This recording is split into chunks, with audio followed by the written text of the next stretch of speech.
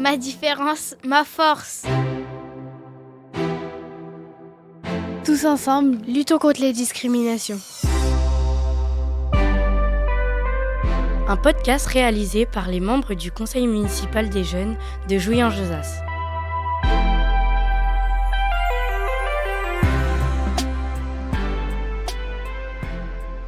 Bonjour à tous, aujourd'hui on se retrouve sur un nouveau podcast sur la discrimination.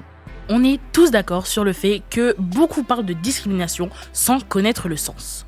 On vous aide aujourd'hui à remettre un sens au mot discrimination.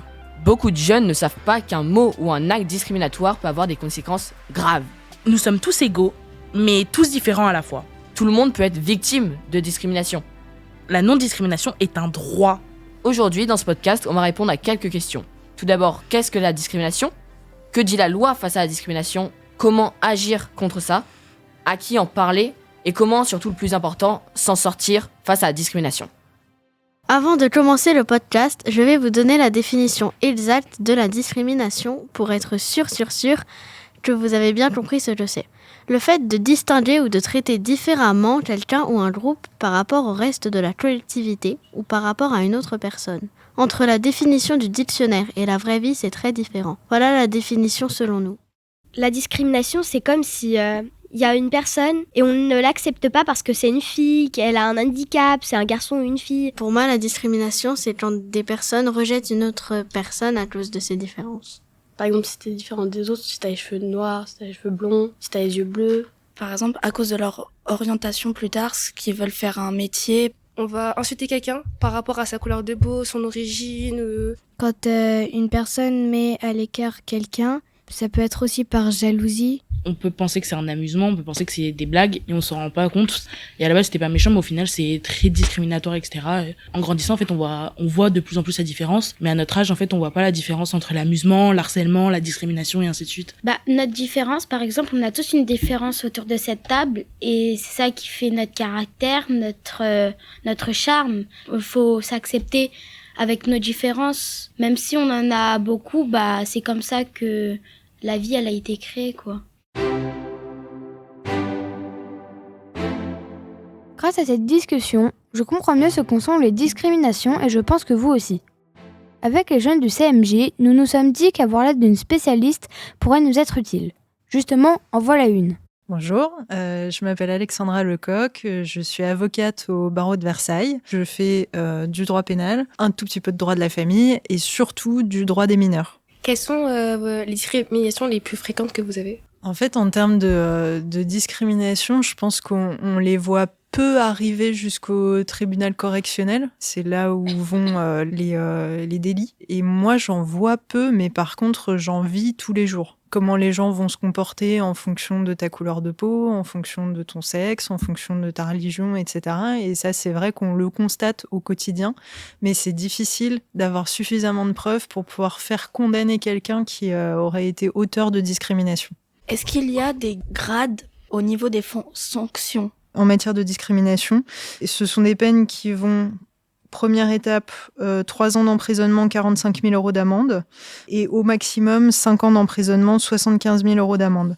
Il faut savoir que si ça concerne des mineurs, par principe, on divise la peine par 2.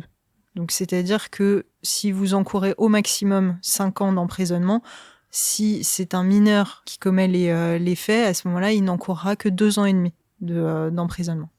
Pour les enfants, la peine de prison est divisée par 2. Et est-ce que l'amende aussi est divisée par 2 ou pas ? Oui, elle est divisée par 2 aussi. Après, les amendes pour les mineurs, c'est très rare. Parce qu'on sait bien que vous pouvez pas les payer. Du coup, c'est dans une prison spécialisée ? Ouais, complètement. Il y a des établissements pénitentiaires pour mineurs. Dans les Yvelines, il y en a un à Porcheville. Après, il peut y avoir aussi des prisons pour majeurs, avec ce qu'on appelle un quartier mineur, c'est-à-dire un endroit où il peut y avoir que des enfants jusqu'à 18 ans. Quelles sont les conséquences pour un enfant qui est discriminant ? Il peut avoir des problèmes avec la justice. À ce moment-là, il faut que ce soit le procureur qui le poursuive. Après, il peut y avoir aussi d'autres types de sanctions. Par exemple, si dans ton établissement scolaire, on s'aperçoit que tu commets une discrimination, à ce moment-là, tu vas peut-être avoir des sanctions au niveau ce qu'on appelle disciplinaire. C'est-à-dire que ça peut être le collège, le primaire, le lycée, qui va te donner une punition parce que tu as été auteur de discrimination. En tant qu'enfant, en tant que mineur, quand un parent a des remarques déplacées, on va dire, est-ce qu'il y a des manières de pouvoir être aidé par rapport à ça On va prendre un peu largement ta question. En fait, le droit, c'est vraiment bête et méchant. On a des infractions qui sont un peu comme des boîtes. On a des faits à côté et on essaye de faire rentrer les faits dans chaque boîte. Sur ce que tu décris, est-ce que ça rentre dans la boîte discrimination ? Pas forcément. En fait, ça rentre dans le langage commun de la discrimination, mais pas forcément dans l'infraction de discrimination. En revanche, ça te fait souffrir. Enfin, je dis toi, mais ça peut être n'importe qui. Hein. Ça te fait souffrir, donc partant de là, ça peut être constitutif de harcèlement, parce qu'on te répète en permanence la même chose et que ça nuit à ta qualité de vie. Donc là, on est dedans. Par contre, si ça envahit complètement ta vie, là, pour le coup, ça peut être constitutif de violence psychologique. Violence psychologique, on passe un cap sur le seuil de répression. Maintenant, si ça t'arrive à toi, qu'est-ce que tu peux faire ? La première chose pour un enfant, c'est d'aller en parler à un adulte. Ensuite, faut savoir aussi que au barreau de Versailles, tous les mercredis après-midi, y a un avocat qui est à votre disposition sur rendez-vous, c'est gratuit. Et il y a également, bien sûr, le 119, qui est un numéro de téléphone fait justement pour les enfants en danger et qui sert à dénoncer ce genre de choses dans l'optique de vous aider. Parce que c'est pas normal, effectivement, vous n'avez pas moins de droits que les adultes. Donc voilà. Et vous pouvez tout à fait aller déposer plainte également. Hein, les enfants ont le droit d'aller déposer plainte sans être accompagnés d'un adulte. Si un adulte a quelque chose de discriminant envers un enfant ou un enfant envers un adulte, lequel sera plus grave Enfant envers adulte sera nécessairement moins grave que adulte envers enfant. Parce qu'on considère que l'enfant n'est pas encore n'a pas encore fini son développement, qu'il n'est pas complètement conscient de ce qui se passe. En France, là, depuis quelques années, on a fixé une présomption de discernement, c'est-à-dire une sorte de majorité pénale, à partir de 13 ans. On estime qu'en dessous de 13 ans, vous savez pas trop ce que vous faites.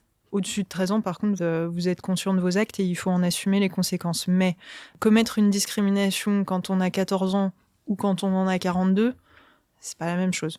Ce sont plus des adultes ou des enfants qui sont discriminés ? Je dirais plus des adultes en général. Parce que ça va être les discriminations à l'embauche, les discriminations à l'accès au logement, etc. Donc en général, c'est plutôt les adultes qui subissent l'infraction de discrimination. Mais par contre, dans la vie de tous les jours, ça peut être aussi bien des enfants que des adultes. Les discriminations, c'est un peu comme le harcèlement, puisque on embête une personne par rapport à quelque chose. Sur le volet pénal, pas tout à fait. Ça repose sur la même chose, c'est-à-dire qu'on s'appuie sur une différence, mais pour donner une conséquence légale. Imaginons dans ta classe, il y a quelqu'un qui te discrimine. Est-ce que tu peux aussi porter plainte ? Alors, la difficulté, c'est que le droit pénal, c'est-à-dire ce qui permet de prononcer des peines de prison, ça suppose qu'il y ait une gravité suffisante. Et le problème, c'est que des gens pas sympas, des gens idiots, etc., tu vas en rencontrer beaucoup et malheureusement, on ne peut pas construire des prisons pour les imbéciles. Ce serait des établissements beaucoup trop grands. Nous, en tant que CMJ, on a construit du coup des bancs de l'amitié pour chaque école de Jouy. Et est-ce que c'est bien ou pas ? Bien sûr, tout ce qui permet d'être en lien avec les autres, c'est super. En général, en fait, les gens qui sont dans des prisons, c'est des gens qui prennent pas en compte les autres. Donc tout ce qui permet de s'écouter, de se parler, etc., c'est une super initiative. Bravo.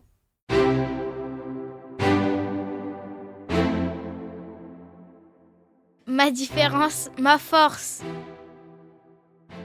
Maëlia, Victoire, Emma, Nila, Alexandra et Alia sont allées dehors avec leur micro pour récolter les témoignages des personnes croisées dans la rue. Avez-vous déjà subi de la discrimination ? J'ai déjà subi, oui, en fait j'en subis très souvent même, oui. Voulez-vous en parler ou c'est trop personnel ? Je pense qu'on en subit beaucoup de la discrimination et tout le monde en subit un petit peu quelque part dans mon métier. La petite coiffeuse blonde qui n'a pas beaucoup de diplômes, quand j'ai affaire à certains clients un petit peu surdiplômés, je pense que c'est de la discrimination, oui. J'ai jamais subi de la discrimination. Peut-être pas vraiment, je dirais plus au collège. C'est une époque où les enfants sont pas très gentils. Donc il peut y avoir certaines moqueries. Peut-être petit, parce qu'il suffit de ne pas porter les mêmes vêtements de temps en temps. J'ai de la chance de jamais avoir subi la discrimination.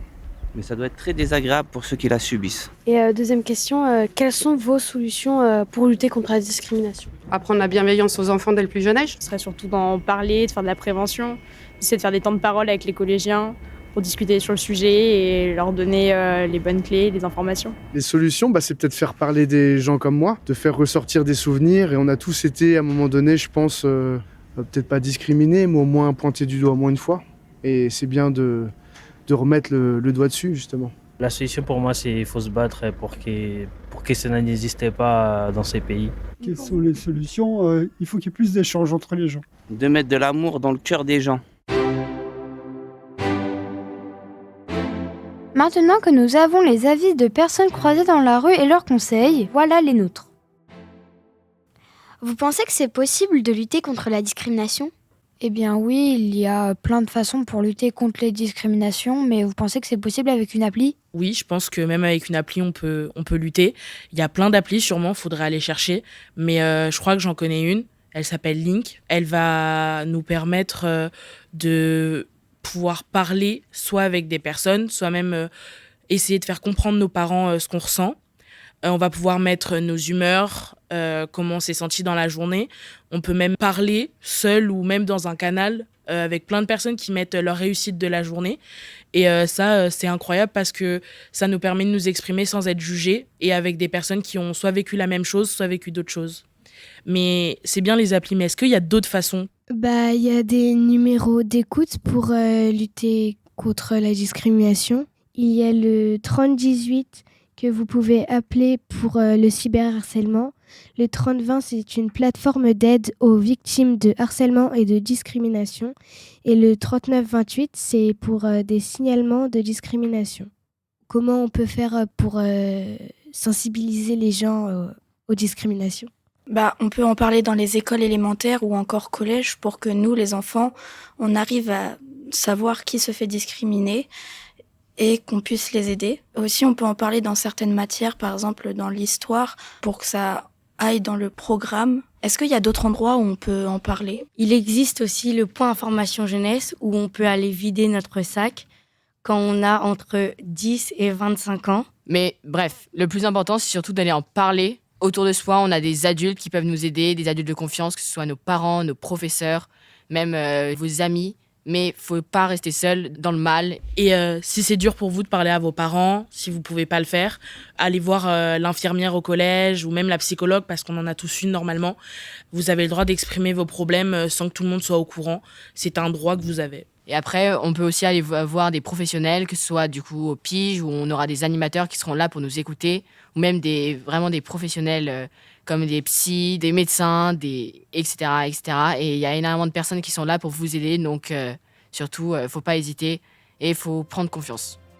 Pour résumer, la discrimination peut toucher tout le monde, peu importe la personne. C'est la fin de ce podcast. Merci de nous avoir écoutés. Nous remercions le Point Information Jeunesse et le Conseil municipal des jeunes de Jouy-en-Josas. Merci de nous avoir écoutés. Très bonne journée à vous.